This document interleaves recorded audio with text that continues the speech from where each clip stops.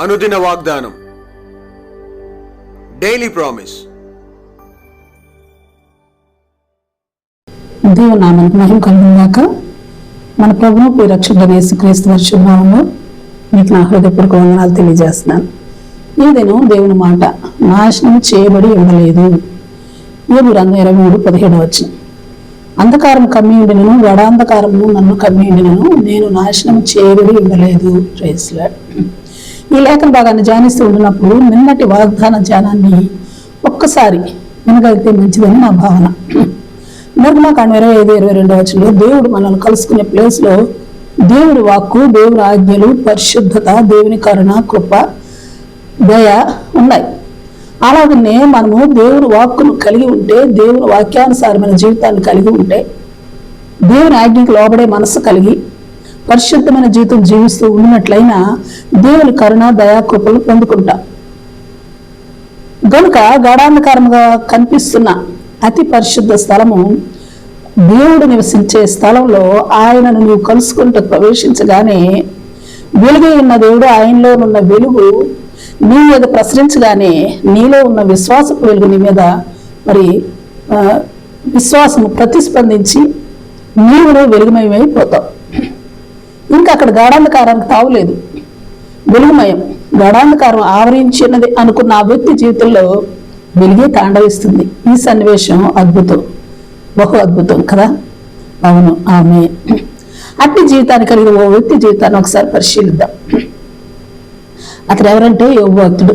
యోబు భక్తుని జీవితంలో ఆర్థికంగా తుడిచిపెట్టబడిన స్థితి, శారీరకంగా భయంకరమైన కంపు కొడుతున్న వ్యాధి, మానసికంగా ఒత్తిడి, విమర్శలు, నేరారోపణలు, తృణీకారం, ఎగతాళి, హేళన చేయబడిన స్థితి. ఆత్మీయంగా దేవుని కనుగొనలేని స్థితి, తానున్న స్థితి, దీన స్థితిలో దేవుని వెతికి దేవుని యొక్క విచారణ చేయాలంటే ఆయన కనుగొనలేని స్థితి. యోబు గ్రంథం 23:8-9 మనం ఆ సంఘటన మనం చూడగలం. అయినప్పటికీ తనకు గొప్ప నిరీక్షణ ఉంది. 7వ నేను ఎన్నటికీ నా న్యాయాధిపతి వల్ల శిక్ష అందకపోదును అంటున్నాడు. అలాగే గొప్ప విశ్వాసం ఉంది. 10వ ఆయన నన్ను శోధించిన మీదట నేను సువర్ణమ వలె కనబడుదును అంటున్నాడు. ఎందుకంటే తన హృదయంలో దేవుడు వాక్కుకి ఇచ్చిన విలువ. 11వ చూస్తే నా పాదములు ఆయన అడుగుజాడలు విడవక నడిచినవి, నేను ఇటు అటు తొలగక ఆయన మార్గం అనుసరించి తిని అంటున్నాడు. అలాగే దేవుని ఆజ్ఞకు లోబడిన విధానం. 11వ ఆయన పెదవుల ఆజ్ఞను నేను విడిచి తిరగలేదు, ఆయన నోటి మాటలను నా స్వ అభిప్రాయం కంటే ఎక్కువగా ఎంచి తిని అంటున్నాడు. అంతకంటే ముఖ్యంగా దేవుని సార్వభౌమత్వానికి విలువనిచ్చే వ్యక్తి. 13-14 ఆయన ఏక మనస్సు గలవాడు, ఆయన మార్చగలవాడు ఎవడు, ఆయన తనకిష్టమైనది ఏదో అదే చేయును, నాకు విధింపబడిన దానిని ఆయన నెరవేర్చును, అట్టి పనులను ఆయన అనేకముగా జరిగించేవాడై ఉన్నాడు. Praise Lord. ఈ మాటలు గొప్ప తనకున్న దేవుని పట్ల ఉన్న సార్వభౌమత్వాన్ని దానికి విధేయత చూపిస్తూ ఉన్నాడు. తనకున్న పరిస్థితులు ఏమై ఉన్నాను దేవుని గురించి స్థిరమైన నిశ్చయతో, గౌరవంతో మాట్లాడుతూ ఉన్నాడు. 42:1 నీవు సమస్త క్రియలు చేయగలవని, నీవు ఉద్దేశించినది ఏది నిష్ఫలము కానేరదని నేను ఇప్పుడు తెలుసుకుంటున్నా అని అంటున్నాడు. ఎందుకంటే అంధకారం, గాఢాంధకారం అలుముకున్న యోబుతో దేవుడైన యెహోవా 38, 39, 40, 41 అధ్యాయాల్లో సంభాషించినాడు. వెలుగై ఉన్న దేవుని సముఖంలో యోబు భక్తుడు మరింత వెలిగింపబడిన వాడే. 41వ అధ్యాయం 4-5 చిత్తగించును, నేను నీచుడను, నేను నీకు ఏమని ప్రత్యుత్తరం ఇచ్చేదను, ఒక మారు మాట్లాడితేనే నేను మరలా మూరెత్తను, 2 సార్లు మాట్లాడితే ఇక పలుకను, నా నోటి మీద నా చేతిని ఉంచుకొందును అని దేవుని ముందు భయంతో చెబుతా ఉన్నాడు.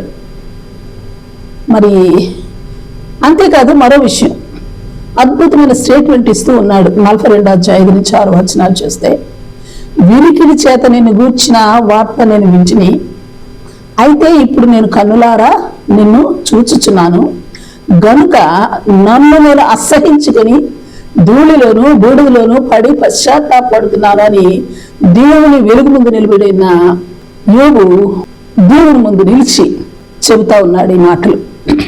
కొంతకాలం ఘడాంధకారం కమ్మినట్లుండే యోబు జీవితం వెలుగైన దేవుని ముందు నిలబడగానే పరిపూర్ణమైన వెలుగును పొంది దేవుని గురించి పరిపూర్ణమైన అవగాహన కలిగి ఆర్థికంగా, శారీరకంగా, మానసికంగా, ఆత్మీయంగా రెండంతల అభివృద్ధి ఆశీర్వాదం అనుభవించి మిత్రులైన శత్రువులుగా మారిన స్నేహితుల కొరకు దేవుని ఆజ్ఞానుసారం ప్రార్థించి దేవుని ఔన్నత్యంలోనికి మరో మెట్టు ఎక్కిన వాడుగా కనిపిస్తూ ఉన్నాడు. అవును, ఆమేన్. అందుకే గడాంధకారం కమ్మినను తాను నశించిపోలేదు. ఆమేన్. Praise lord. ప్రార్థన చేసుకుందాం. ప్రేమ నమ్మకం కలిగిన మా పరలోకపు తండ్రి, నీ పరిశుద్ధ నామానికి స్తుతులు, స్తోత్రాలు. దేవా, నామ ఆత్మీయ జీవితాలను వెనక్కి లాగి పడద్రోయడానికి ఎదురయ్యే పరిస్థితుల్లో గాఢాంధకారం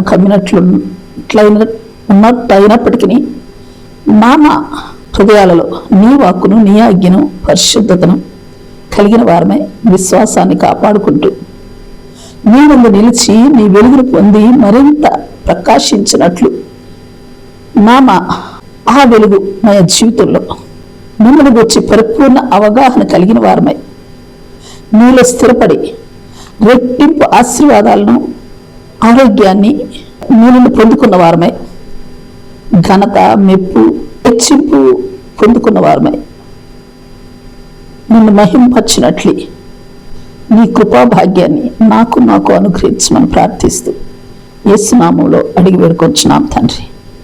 ఆమేన్. ఆమేన్. Praise lord. రేపు మరొక వాగ్దానంతో మనం కలుసుకుందాం. ప్రతిరోజు ఉదయం ఈ కార్యక్రమాన్ని వీక్షించగలరు. తిరిగి మళ్ళా రేపు ఉదయం కలుసుకుందాం. దేవుడు మిమ్మల్ని దీవించును గాక.